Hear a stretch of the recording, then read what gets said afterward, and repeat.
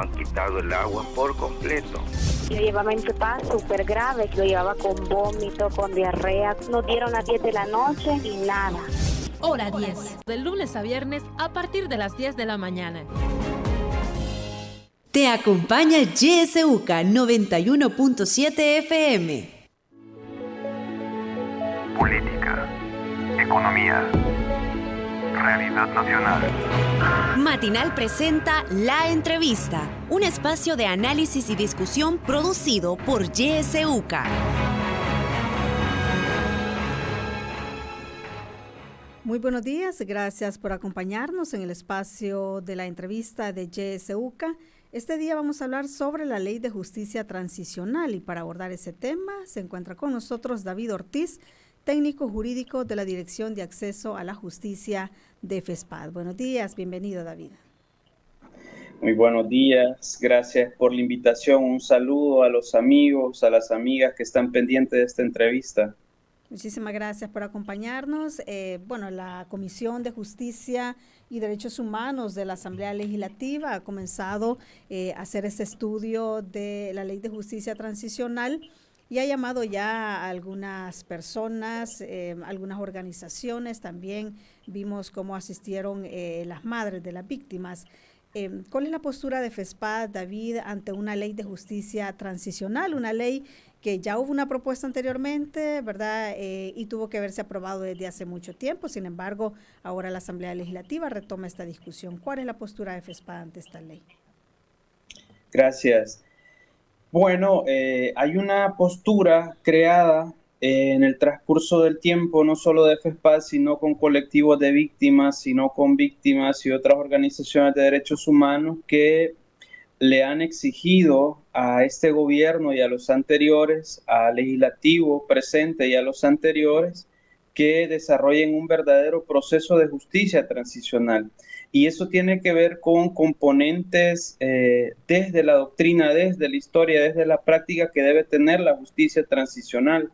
Aquí estamos hablando fundamentalmente del derecho a la verdad, tanto en la dimensión individual de las víctimas como la dimensión social que tenemos cada ciudadano, cada ciudadana a conocer qué ha pasado.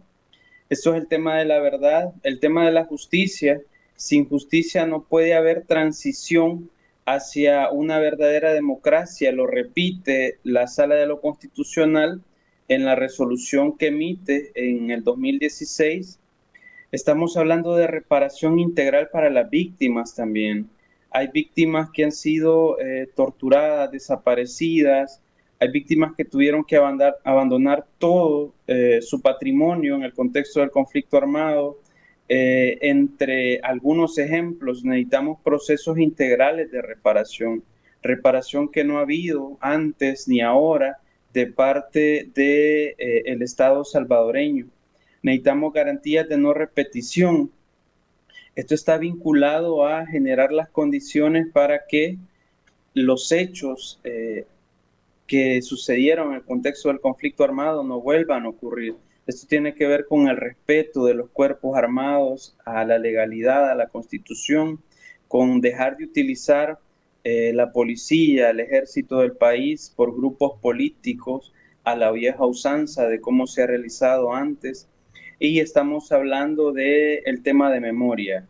La sociedad salvadoreña necesita conocer qué sucedió en el contexto del conflicto armado, necesita conocer por qué se masacraba gente, se desaparecía gente, se secuestraba personas en ese contexto y necesitamos aprender esas lecciones porque la sociedad que no conoce su historia corre gravemente el riesgo de volverla a repetir. Ese es el planteamiento que ha hecho FESPAD, no ahora, acompañando a las víctimas, acompañando a los colectivos de víctimas y de manera conjunta con otro grupo importante de organizaciones de derechos humanos.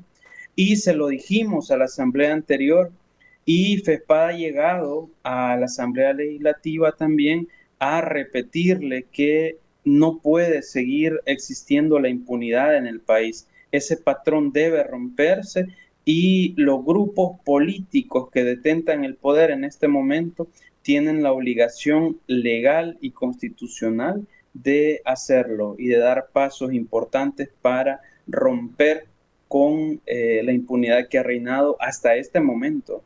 Sí, David, esos aspectos que usted nos mencionaba tiene que ver con estos 5 pilares que FESPAD dice que no deben faltar en una ley de justicia transicional. Y usted ya lo ha mencionado: justicia, verdad, reparación integral, como usted lo ha detallado, garantías de no repetición y la memoria histórica.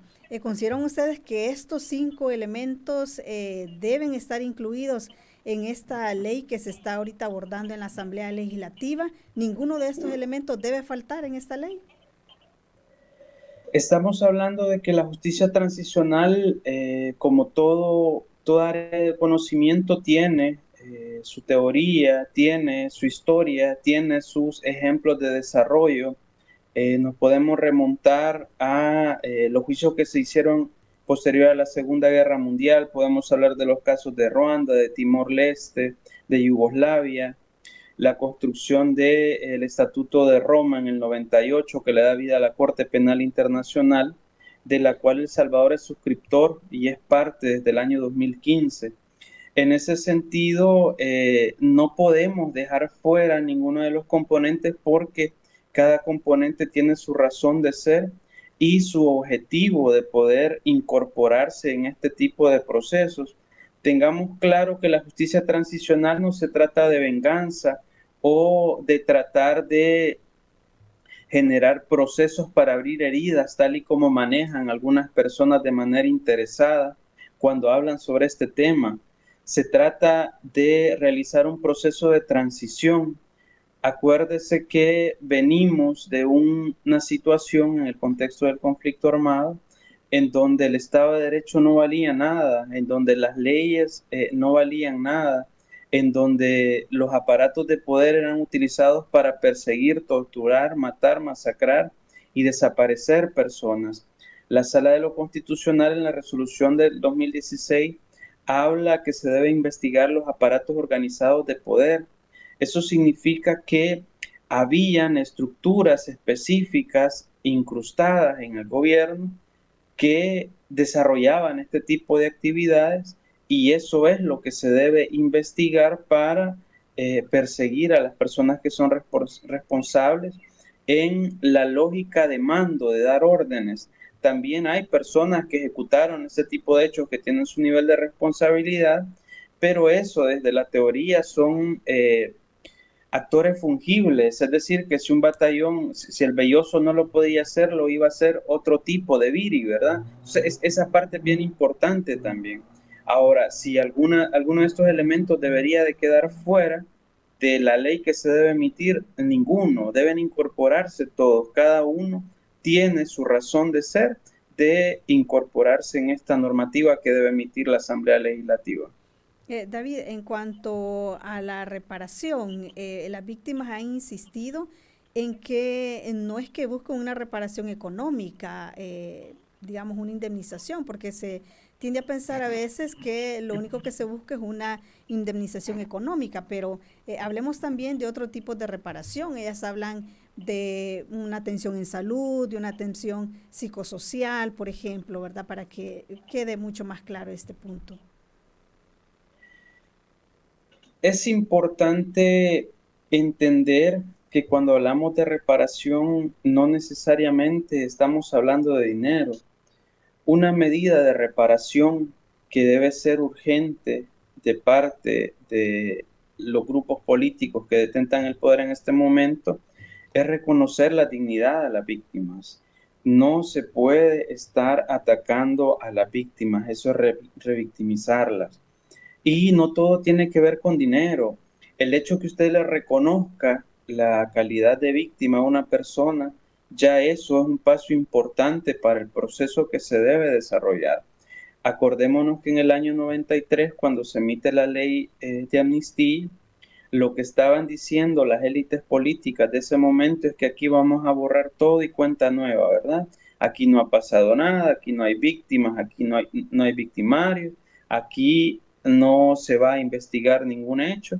Y desde antes del 93 las víctimas habían exigido al Estado salvadoreño desarrollar o realizar las obligaciones tanto nacionales o internacionales que tienen.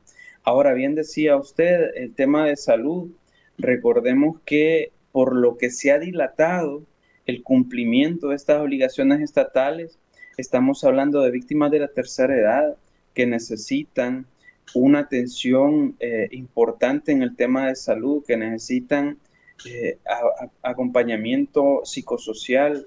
Usted puede, si usted tiene la oportunidad de conversar con víctimas, son heridas que están ahí, que están abiertas. Ese familiar, ese hijo, ese esposo, ese hermano, que aún se sigue extrañando, que aún se sigue con la esperanza de encontrarle vivo, que aún se sigue con la esperanza de poder cerrar esa herida que se generó hace tanto tiempo. Es decir, el tema de una reparación en contenidos monetarios es importante, pero poner el concepto reparación solo en elementos financieros es un error.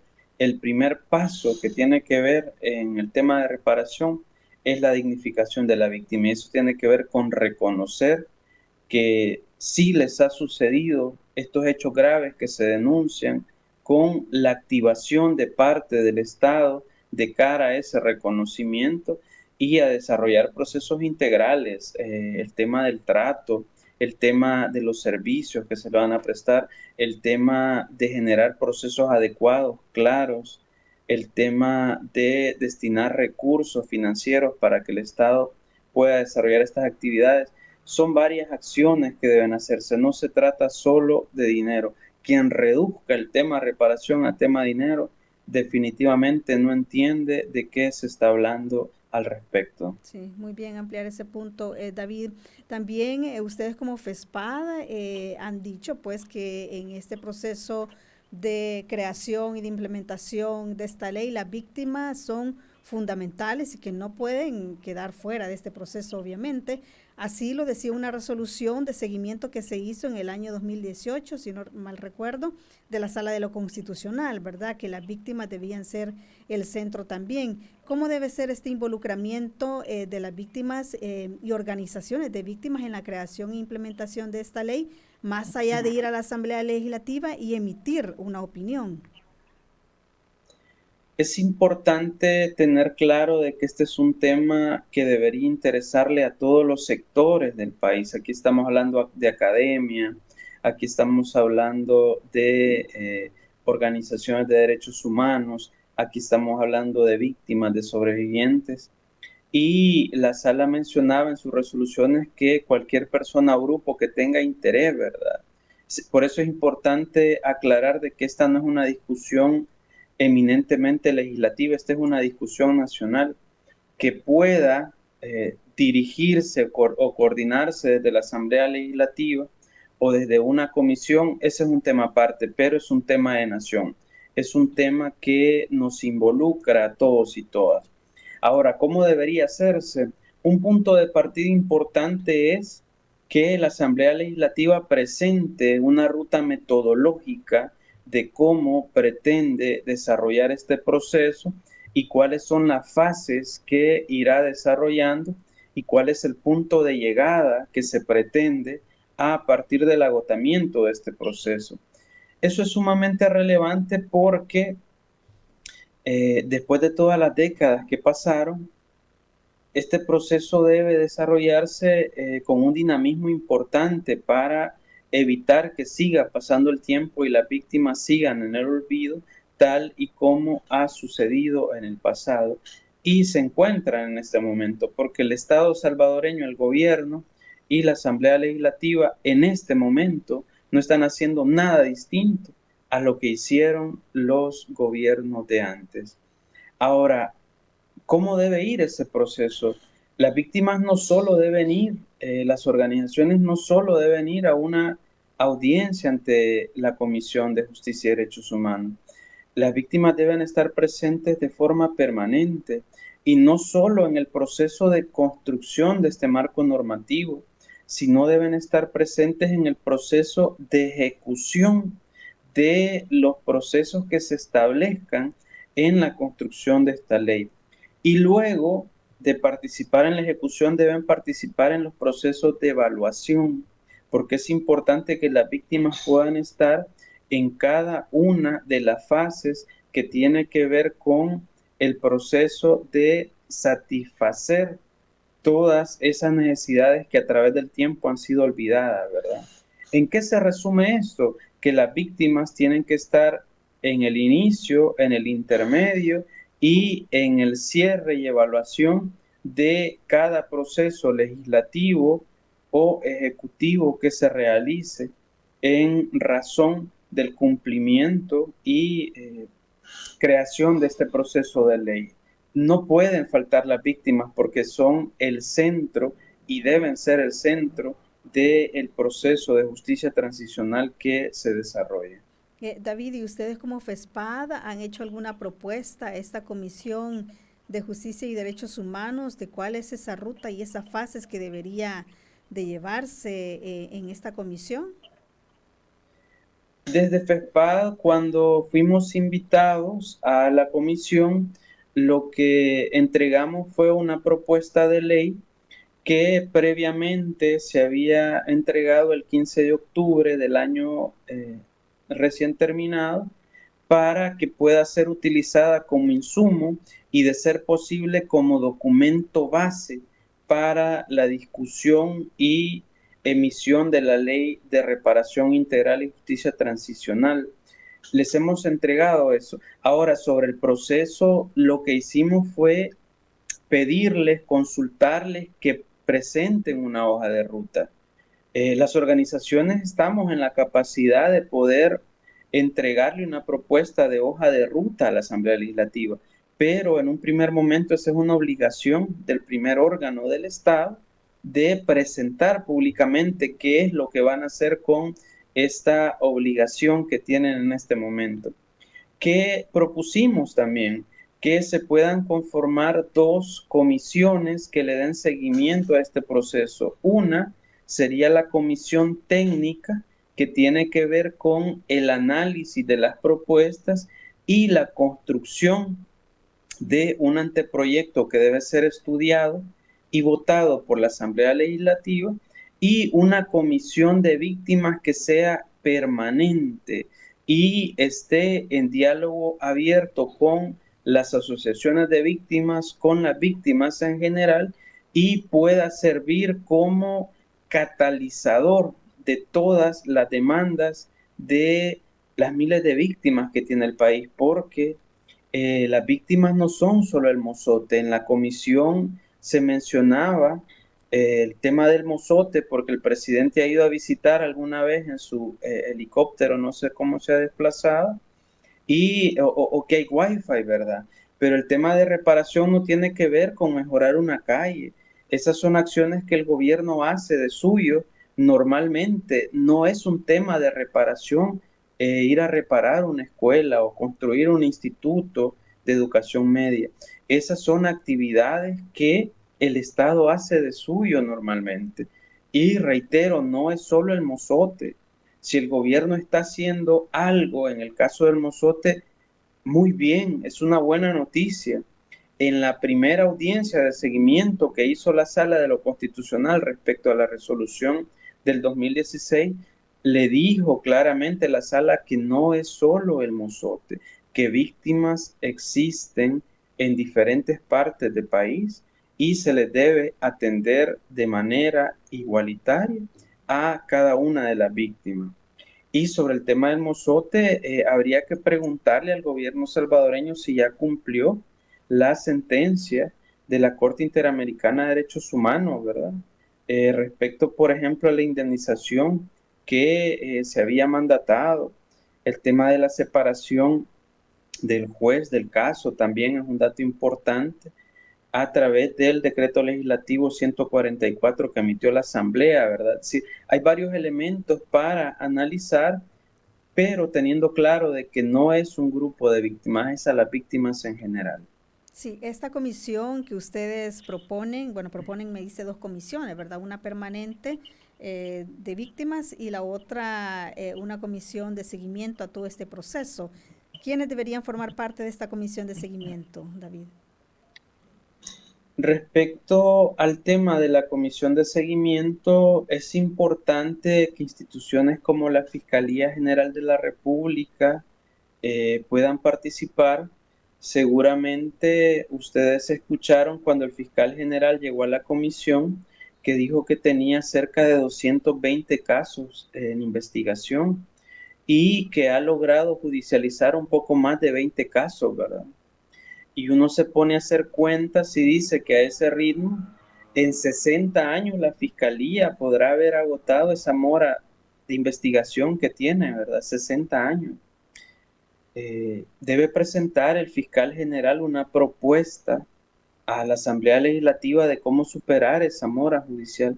Se debe de fortalecer la unidad de la Fiscalía que tiene la responsabilidad de investigar estos casos. Se debe mejorar el diálogo con las víctimas, con los querellantes en estos casos. La Fiscalía tiene un reto mayúsculo, pero debemos comenzar por establecer una hoja de ruta de cómo saldar esa mora investigativa que tiene en este momento.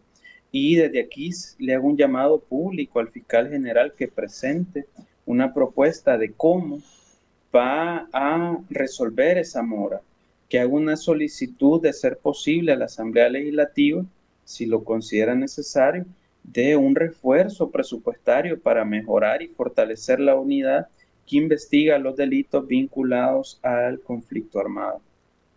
Estamos hablando de la Fiscalía, estamos hablando de la Procuraduría General de la República, estamos hablando de la Corte Suprema de Justicia, que tiene que, por ejemplo, contarle al país cómo está fortaleciendo los tribunales que en este momento están conociendo los casos, desde el aspecto formativo, desde el aspecto personal, desde el aspecto logístico, y qué está haciendo el órgano judicial en la lógica de cumplir la resolución que un tribunal del órgano judicial emitió en el 2016, ¿verdad? Tienen que haber organizaciones de derechos humanos de las que han acompañado, de las que hemos acompañado históricamente a las víctimas. Debe valorar la Asamblea Legislativa si se invita a organismos internacionales de derechos humanos como la Oficina de la Alta Comisionada de las Naciones Unidas, como el relator sobre justicia, verdad, reparación y garantías de no repetición. Es decir, hay un abanico importante de instituciones, de personas que conocen sobre el tema y que pueden apoyar decididamente en este proceso para crear un marco normativo efectivo, eficiente y que pueda saldar esa deuda histórica que tiene el gobierno, la Asamblea Legislativa y las autoridades de este momento, en razón de que los gobiernos anteriores no lo hicieron.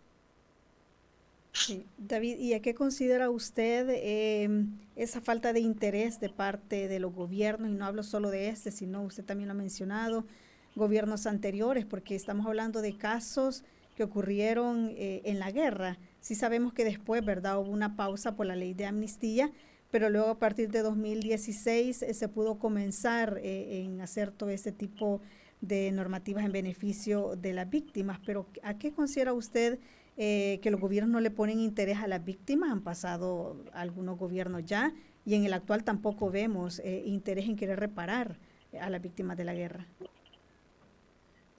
Al Estado salvadoreño ni antes ni ahora le han interesado las víctimas. Y no le han interesado a las víctimas ni del conflicto armado ni las víctimas de la violencia actual. Usted, por ejemplo, revisa el presupuesto de la Dirección de Atención a Víctimas del Ministerio de Justicia y pongamos de ejemplo este gobierno y no tiene ni $1 millón de presupuesto. Un país con las múltiples violencias que existen como el nuestro, en temas de desapariciones, en temas de violencia contra la mujer, en temas de violencia contra la niñez, entre otros delitos, el Estado no destina ni $1 millón para atender a las víctimas. $1 millón es el presupuesto que se le asignó al gobierno para celebrar el 15 de septiembre, el año pasado. ni ese monto designa el Estado para atender a las víctimas de hoy. ¿Cuánto destina el Estado para atender a las víctimas del conflicto? Un poquito más de eso, una cantidad mínima, pequeña, como para no dejar de incluir en el presupuesto algunas partidas, ¿verdad? Y eso ustedes lo pudieron ver cuando llegó un representante de la Dirección General de Estadística y Censo y un poco explicó cómo se trabajaba el tema cuando llegó la representante del Ministerio de Hacienda y explicó cuánto se destina de presupuesto para las víctimas del conflicto armado. Ahora, ¿por qué el Estado salvadoreño ni antes ni ahora le interesan las víctimas? Porque son partidarios de la impunidad, porque están protegiendo intereses de personas que se van a ver señaladas, se van a ver investigadas y posiblemente procesadas en este tipo de hechos. Por eso los gobiernos de antes y los de ahora no tienen ningún interés o no demuestran ningún interés hasta este momento de atender a las víctimas y de reconocer las miles de víctimas que generó el conflicto armado, porque prefieren la impunidad, porque se ponen del lado de la impunidad y no de las víctimas. Las víctimas siguen esperando ese cambio de parte de la administración actual. Ha dicho que no va a hacer las cosas como hicieron los gobiernos de antes. En este momento hay que decirle al gobierno y a la Asamblea Legislativa que no han hecho nada distinto. Siguen haciendo las cosas igual como las hacían antes en el tema de víctimas del conflicto armado. ¿Por qué lo hacen? Porque se ponen del lado de la impunidad. Por eso lo hacen. Por defender a personas y grupos que se van a ver vinculados seguramente como ejecutores, como ideólogos, como financistas, como ejecutores directos de este tipo de hechos. Por eso lo hacen. Sí, David, y este tipo de protección que se les ha dado a estas personas y integrantes también de la Fuerza Armada, que sabemos que fueron los mayores victimarios durante la guerra, y estas violaciones de derechos humanos, ¿no es un poco contradictorio también viendo que actualmente se le está dando muchísimo protagonismo a la Fuerza Armada? Se habla de más elementos en la Fuerza Armada, se han metido en la seguridad pública, cuando en los acuerdos de paz queda muy claramente cómo se iba a ir pues quitando esta práctica de involucrar a la Fuerza Armada. ¿Hay esperanza entonces de que de alguna manera esta ley sí busque reparar a las víctimas y no proteger a los victimarios, tomando en cuenta esta realidad, verdad, que parece contradictoria? ¿Por qué es importante leer los acuerdos de paz? ¿Por qué es importante conocer el contexto en el que se firman los acuerdos de paz? ¿Por qué es importante conmemorar los acuerdos de paz? Porque los acuerdos de paz nos deberían enseñar como sociedad a dónde es que no debemos regresar. Y no debemos regresar a un espectro o a una forma de ejercer el poder en donde la Fuerza Armada esté presente en cada una de las etapas del hacer que debería de ser asumido desde un enfoque civil. Por ejemplo, si aquí hay una plaga de langosta, andan militares con el fusil persiguiendo langosta. Si aquí salen algas en el río Lempa, andan militares buscando las algas en el río Lempa. Si aquí hay necesidad de sembrar árboles, hay militares sembrando árboles. Pero es que, gentes, tenemos toda una institucionalidad. Ahí está el Ministerio de Medio Ambiente y Recursos Naturales, ahí tenemos el Ministerio de Agricultura y Ganadería, ahí tenemos cada institución que debería de generar el trabajo de cara a estas actividades en seguridad. El presidente actual y los presidentes anteriores no se han enterado de que está prohibido que la Fuerza Armada esté de manera permanente en labores de seguridad. Y antes por lo menos se ocultaban un poco. Ahora el presidente dice, no, vamos a hacer un reclutamiento de 50,000 militares.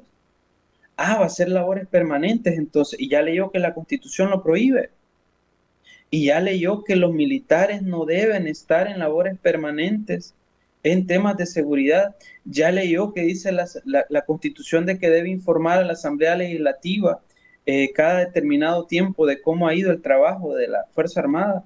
Ya se enteró, señor presidente de la República, que la Fuerza Armada debe salir de labores de seguridad cuando cesen las condiciones que generaron esa situación extraordinaria para que participara. Cuando usted revisa los decretos ejecutivos a través de los cuales se le da la legitimidad formal a la Fuerza Armada para realizar labores de seguridad, ¿qué es lo que usted lee que va a hacer la Fuerza Armada? ¿Qué va a estar en los puestos fronterizos? ¿Qué va a estar custodiando perimetralmente los centros escolares? ¿Qué va a estar dando seguridad perimetral en los centros penitenciarios, en las cárceles? Y esos son estados extraordinarios en temas de seguridad, señor presidente. Así se justifica el hecho de la participación de la Fuerza Armada. Definitivamente no. Ahora, ¿qué está pasando? Que antes y ahora se burla de manera flagrante el texto de la Constitución y no tenemos autoridades, ni fiscal general, ni sala de lo constitucional, ni asamblea legislativa, que le exija cuentas al gobierno respecto a la forma como está ejerciendo el poder. Bien, David, vamos a hacer una pausa en este momento. Cuando regresemos vamos a continuar hablando sobre este tema y también vamos a dar la oportunidad de participar. Ya volvemos. Radio YSUCA te acompaña en todo momento. Sintonizas La Voz con Vos. YSUCA, siempre con vos. 91.7 La Voz con Vos.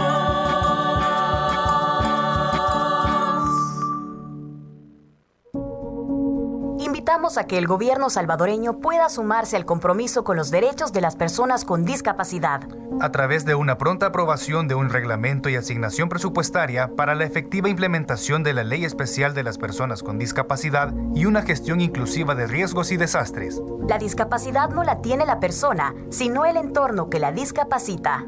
¡Avancemos con inclusión!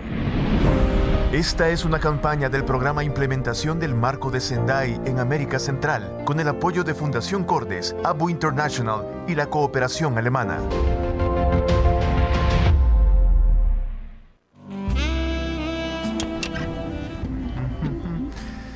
Vaya, mi querida amiga computadora parlanchina, y en este mes del amor y de la amistad, ¿cómo puedo demostrarte cuánto te quiero? Bueno, Rafa, en primer lugar, manteniendo una distancia de 2 metros.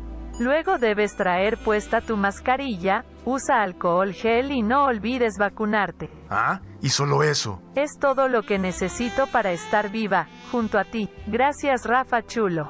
Ay. Febrero. Mes del amor y la amistad.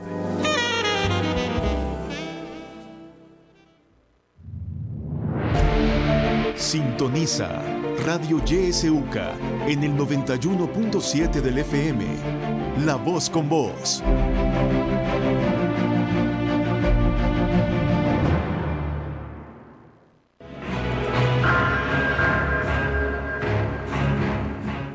Son las 7 de la mañana con 35 minutos. Gracias a usted por seguir con nosotros. Hoy estamos hablando sobre la Ley de Justicia Transicional y está con nosotros David Ortiz, él es técnico jurídico de la Dirección de Acceso a la Justicia de FESPAD. Usted puede participar en este momento si quiere hacer una pregunta puntual o si quiere hacer un comentario sobre este tema. Puede hacerlo llamando a nuestros números de teléfono 2275-9501, 2275-9502.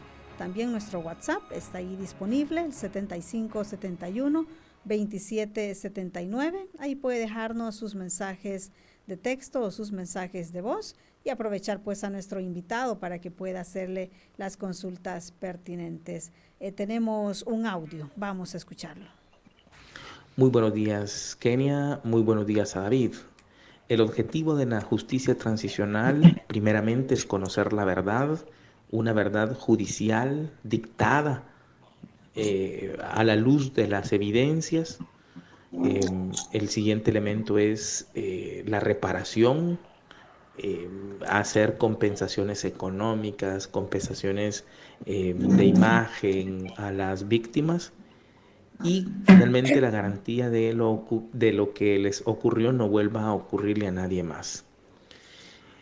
Si en el camino hay que recurrir a la justicia penal, se debe hacer, obviamente, pero mi pregunta es, ¿cómo se ve, por ejemplo, que se esté favoreciendo el presupuesto de los militares, que se esté ocultando la información de los expedientes que están en poder de los militares?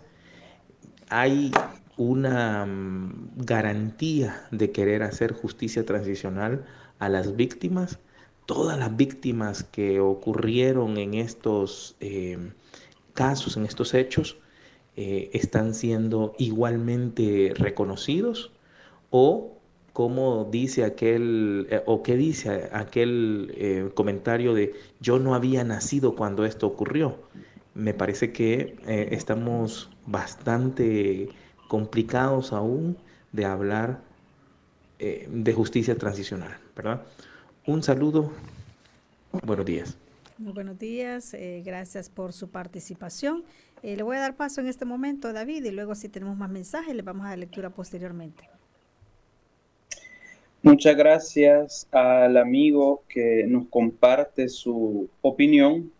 Definitivamente en este momento las condiciones para reconocimiento y dignificar a las víctimas no han mejorado sustancialmente con el gobierno anterior, con la asamblea anterior, que si ustedes recuerdan aprobó una nueva ley de amnistía. No hay que olvidar eso, que la asamblea anterior decidió nuevamente, aún y en contra de lo que la Sala de lo Constitucional había ordenado, decidió aprobar una nueva ley de amnistía.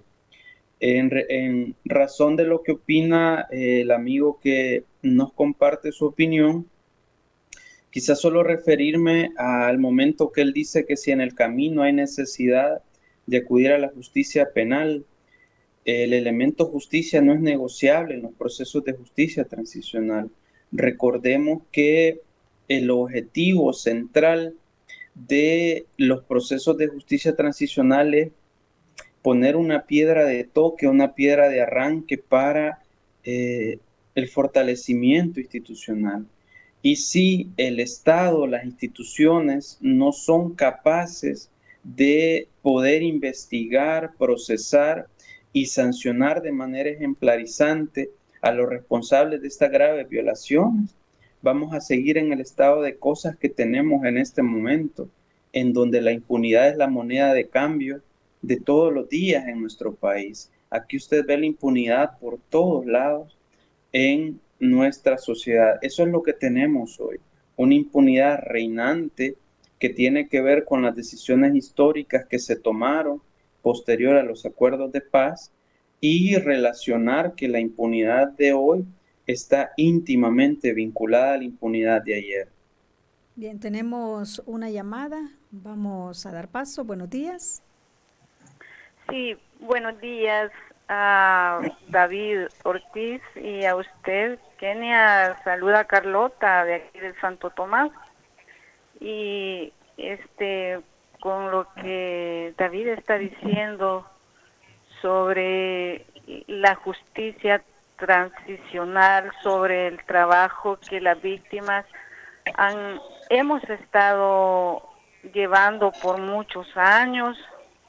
Bueno, cuando estuvo María Julia Hernández, empezamos a trabajar con muchos temas sobre las víctimas, y algunas cosas se lograron, pero falta mucho. Y bueno, cuando hablan de la revictimización, yo quiero decir que a veces las víctimas no nos sentimos revictimizadas solamente por el Estado, Bueno, yo voy a decir algo acá sobre el IDUCA. Mi caso está ahí en el IDUCA. Tiene años de estar ahí. Han pasado muchos directores del IDUCA. Y cuando uno les pide información, nunca le atienden. Los abogados, bueno, ahí mi caso lo llevaba la abogada que falleció, la licenciada Sandra. Después que ella falleció, yo he pedido información, he hablado con la recepcionista o el recepcionista que está y le he pedido audiencia, que me dé un día para hablar con el padre Chema y nunca me la han dado. Ya tengo como más de un año de estarla pidiendo. Entonces, cuando esas cosas se dan, las víctimas nos sentimos revictimizados, no solamente por el Estado, por este gobierno, por los diputados, por esas comisiones que están, sino que también nos sentimos revictimizados por los derechos humanos, por quienes nos llevan nuestros casos. Entonces, yo quiero decirle a David, que está ahí, que el tema que él está tocando ahorita es muy importante y que nosotros las víctimas vamos a seguir luchando. Yo en verdad me he quedado, no he estado participando porque yo he estado bastante delicada de salud, pero el día lunes yo estuve allá donde estuvieron las madres reunidas, yo estuve ahí escuchando todo. Y pues la verdad que una de las madres se desmayó, se puso muy helada y bueno, era muy preocupante el estado de ella. Pero bueno, así estamos en este país y esperamos pues que podamos tener muy buenos resultados, que hayan frutos de esa reunión. Muy buenos días, Kenia, muchas gracias por darme la oportunidad. Sí, antes de que me cuelgue, ¿su nombre me dijo? Carlota Ramírez Hernández. Carlota Ramírez. Bien, si gusta, Carlota, quédese en línea, le van a tomar su número de teléfono y vamos a consultar ahí con el IDUCA qué es lo que ha pasado con su caso. Sí, muchísimas gracias. Bueno, no tenemos más participación. Si tenemos un audio, vamos a darle paso. Hola, muy buenos días. Buenos días a los radioescuchas. Buenos días, el exponente. Es lamentable que después de 40 años todavía se esté buscando la verdad y la justicia sobre esos crímenes de guerra. No son ni de guerra, son crímenes de lesa humanidad porque se asesinó a gente inocente y desarmada. Realmente aquí lo que ha faltado es falta de voluntad. No ha habido ningún momento las intenciones de querer reparar el daño, si bien es cierto las víctimas ya no las vamos a recuperar, pero darle paz a sus familiares de que no murieron en vano, que realmente que a sus muertes se les buscó la justicia. Tuvimos un gobierno de izquierda que supuestamente es el que llegó para buscar la justicia social y al final en 10 años no resolvió nada, no hubo voluntad. Otro punto es, en esas masacres no participaron un soldado, ni 5 ni 10, fue un batallón completo de 1000 unidades. De esos 1000 soldados les aseguro que arriba de la mitad todavía están vivos y que pueden dar nombres de los autores materiales del hecho y luego hasta llegar hasta quién fue el que dio la orden. Bien, es sabido de que ese tipo de crímenes no se orquestó dentro de la Fuerza Armada. Había una agenda política de los grupos de poder de ese momento y que muchos todavía están que siguen en alguna manera dirigiendo el país. Muchas gracias. Bueno, muchísimas gracias por sus participaciones. David, nuevamente le cedo la palabra para que pueda dar respuesta a algunas preguntas y comentarios también. Un saludo a Carlota que nos hablaba antes. Ojalá se mejore de su salud. Realmente cada víctima, cada historia, cada voz es importante en esta lucha. Y efectivamente, como ella decía, ¿verdad? Esta lucha no es de hoy. Tiene años y años de estarse intentando. en contra o exigiéndole a todos los grupos de poder que han estado en el gobierno posterior a los acuerdos de paz, y aún en este 2022 seguimos exigiendo, ¿verdad? Decirle que su lucha es nuestra lucha, y estamos ahí acompañando los procesos para que podamos obtener verdad, justicia, reparación y garantía de no repetición. Respecto a lo que decía el amigo, sí, es que es una lástima.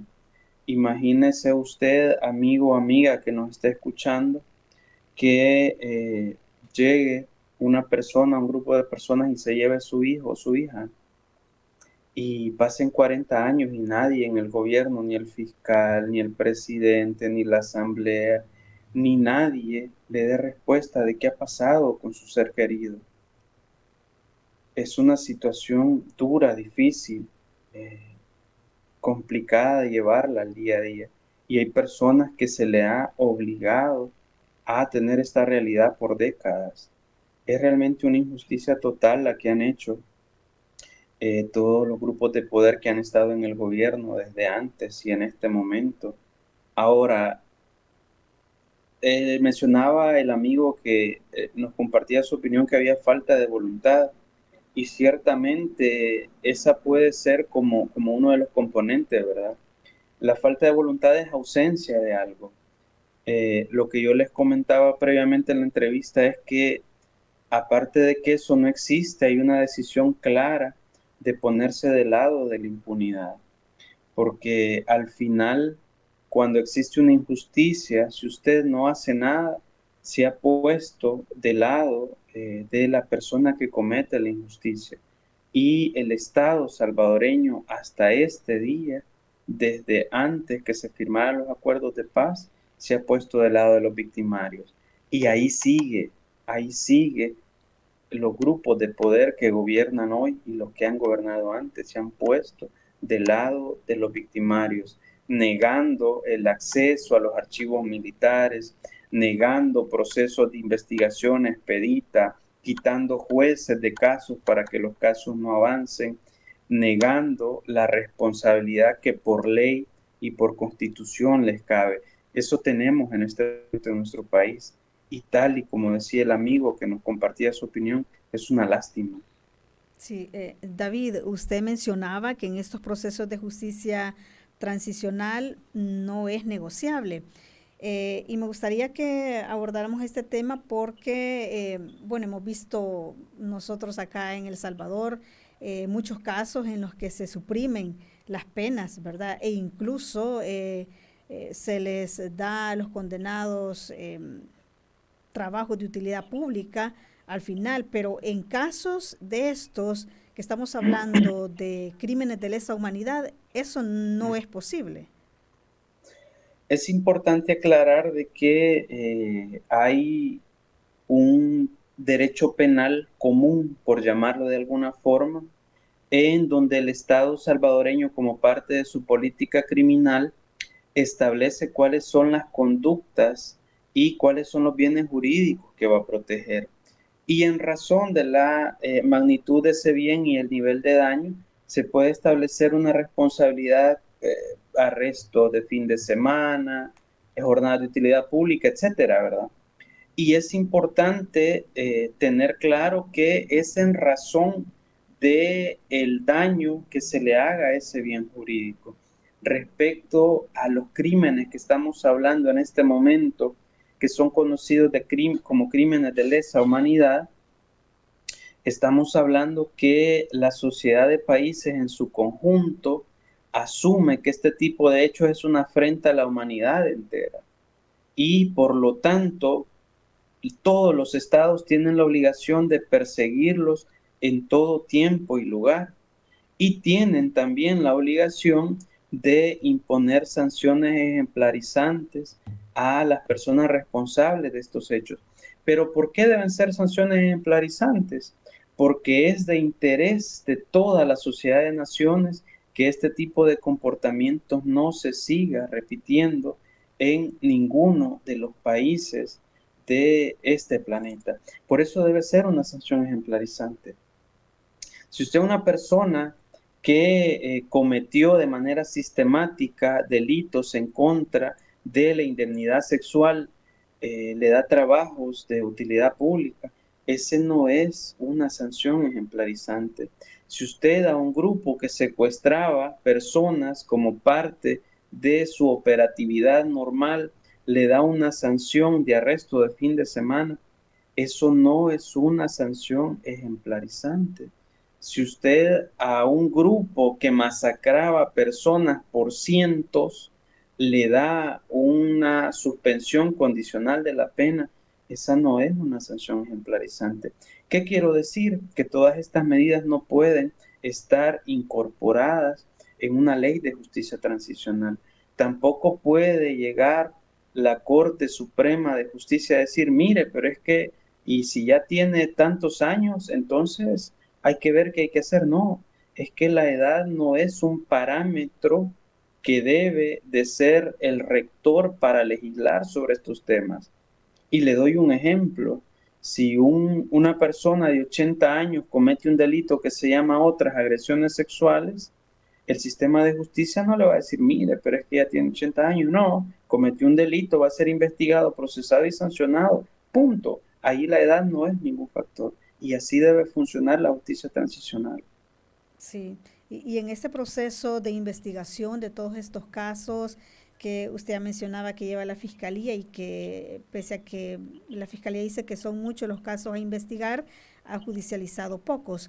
En estos procesos de investigación, David, los archivos militares, el acceso a los expedientes es clave en estos procesos. Sin embargo, hemos visto, y ya lo mencionaba también algunas personas que participaban en esta entrevista, que se ha negado constantemente el acceso a archivos militares.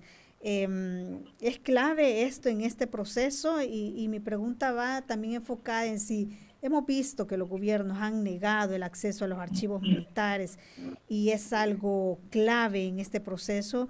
¿Podría ir entonces retrasando todo esto o incluso podría haber, digamos, éxito en estos procesos judiciales sin tener acceso a esos archivos militares, para que nos quede claro este punto? En la propuesta de ley que presentaron las víctimas el 15 de octubre, en el tema de archivos, se maneja de forma general. No se trata solo de archivos militares. Es importante aclarar esto. Ahora entremos al tema de archivos militares. Comienzo con lo último que usted decía, si es posible que se pueda llevar adelante un proceso sin la existencia de archivos o sin el acceso a estos archivos. La respuesta es sí, sí se puede. El gobierno de Estados Unidos hace muy pocos días entregó al tribunal que está conociendo el caso del Mozote algunos archivos desclasificados de su gobierno. Existen peritajes, existen exhumaciones, existen testigos de los hechos. Es decir, existe una serie de elementos para poder establecer de tiempo, forma y responsabilidad de las personas que se pueden investigar y procesar sobre estos crímenes. Que el acceso a los archivos militares son una herramienta importante para poder fundamentar estos casos definitivamente. Y se debe decir que los gobiernos de antes protegieron a el estamento militar en el país y el gobierno actual también. Acuérdese cuando el juez del Mozote llegó a los cuarteles a intentar verificar, a intentar cumplir una diligencia judicial y militares armados se le pusieron enfrente y les dijeron que no, que ahí la justicia común para los militares no existe, no le merecen ningún tipo de respeto a un juez de la nación. Simplemente no lo dejaron entrar. Y eso es sumamente grave. Estamos hablando que las personas que hicieron esto en este momento deberían estar procesadas por incumplir una orden judicial. Y hay que preguntarle al fiscal general de la República si va a tomar cartas en el asunto, ¿verdad? O va a dejar el mensaje dicho ahí que a algunas personas se les explica la ley y a otras no, ¿verdad? Eso se llama impunidad también.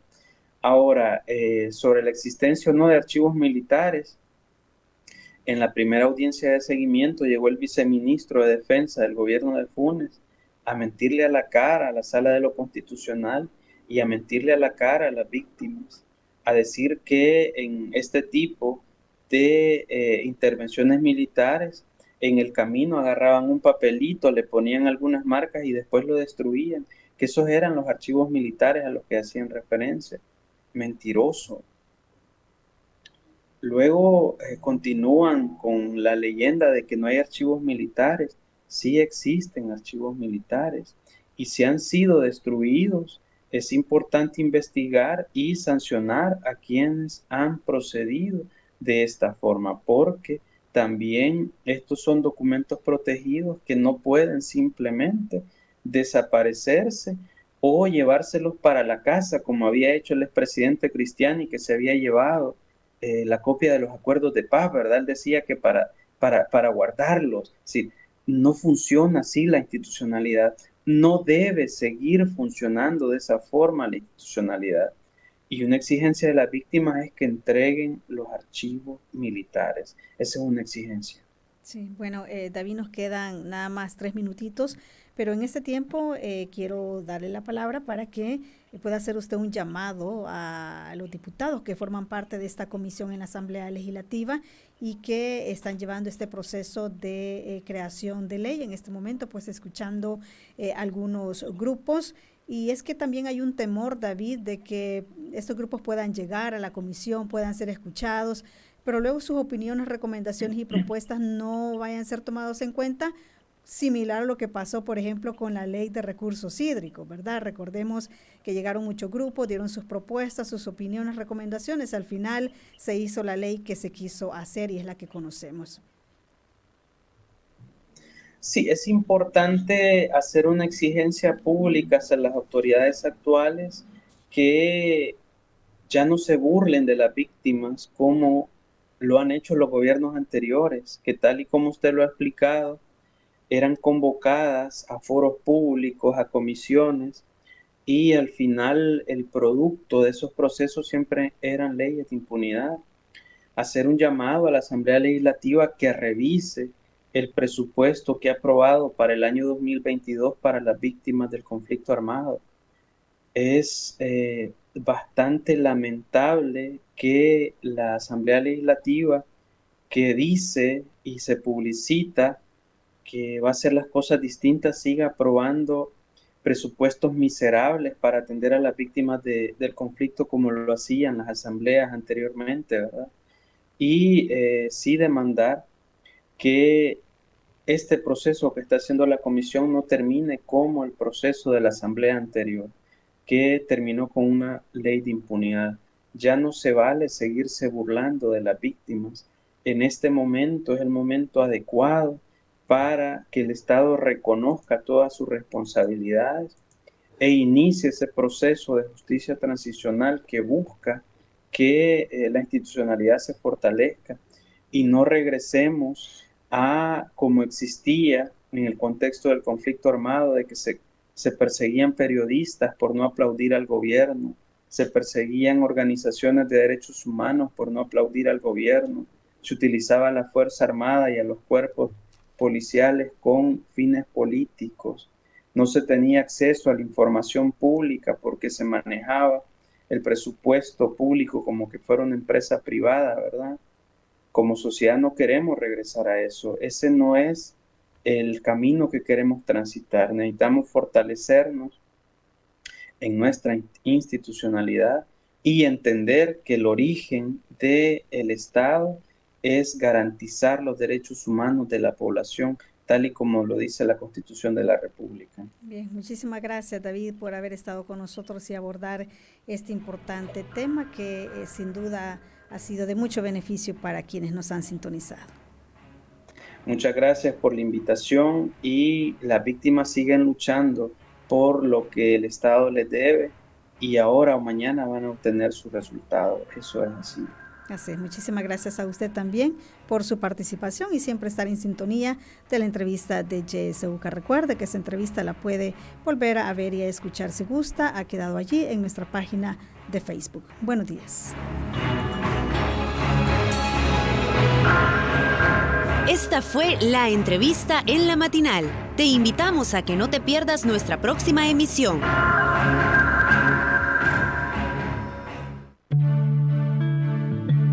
Radio YSUCA te acompaña en todo momento.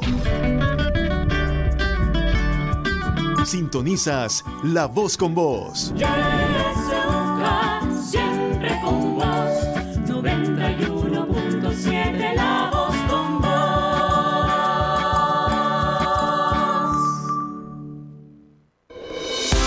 En la internet puedes buscarnos en nuestra página web www.ysuca.org.sv, en Twitter como @ysuca917 y en Facebook como Radio YSUCA 91.7 FM.